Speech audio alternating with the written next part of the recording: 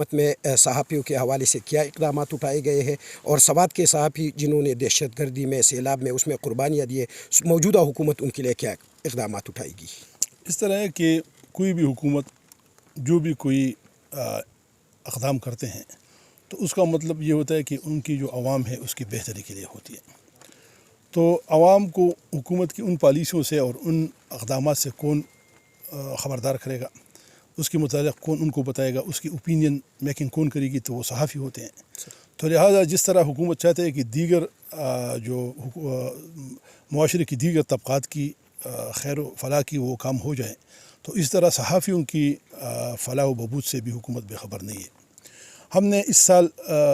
کافی بہت زیادہ بجٹنگ جو ہے وہ پبلسٹی کے لیے مختص کی ہے،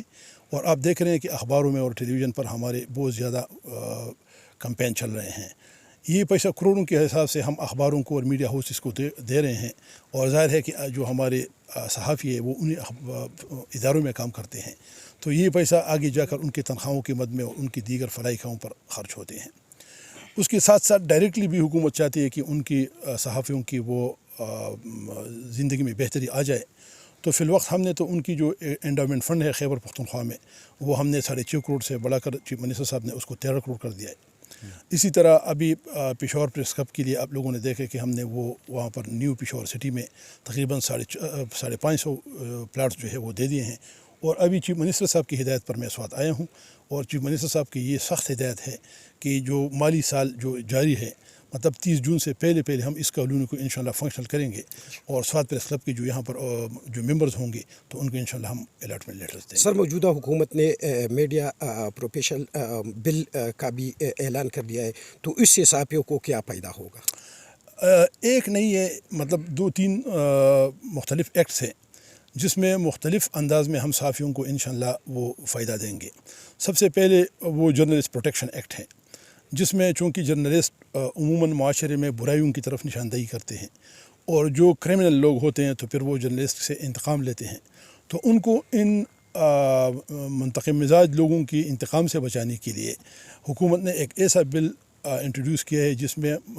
جرنلسٹ کو خصوصی طور پر ان کی جان اور مال اور ان کی فیملیز کو پروٹیکشن دے گی. ساتھ ساتھ جو ہم نے میڈیا پالیسی لے کر آ رہے ہیں، تو اخبارات کی میں مطلب ایک محدود اخبارات کی ایک محدود وہ ہے جو ریسٹرکشن ہے، اور اس وقت سوشل میڈیا میں بہت زیادہ جرنلسٹ جو ہے وہ امپلائڈ ہے. تو ہم نے اپنے جو ہماری جو اشتہار کی پالیسی ہے، جو ایڈورٹائزنگ پالیسی ہے، تو اس میں ہم نے سوشل میڈیا کو بھی شامل کر لیا ہے. تو وہ شامل ہونے کے بعد تقریباً ہزاروں کے حساب سے جو ہمارے نئے تعلیم یافتہ جوان جرنلسٹ ہیں، تو ان کو بھی ہماری میڈیا کمپینز میں اپنی وہ پیڈ جو ہے کمپینز ملتے رہیں گے. تو اسی حساب سے ان کو کروڑوں کے حساب سے ماہانہ طور پر مطلب حکومت کی طرف سے اور ایون جو ہمارے نیم سرکاری ادارے ہیں ان کی طرف سے ان کو جاب ملتے رہیں گے. تو اس طرح کی اور بھی بہت سے انٹرونشنز ہیں جو کہ ابھی پائپ لائن میں ہیں اور آ رہے ہیں، انشاءاللہ بہت اچھی ان کے اثرات مرتب ہوں گے. انشاءاللہ.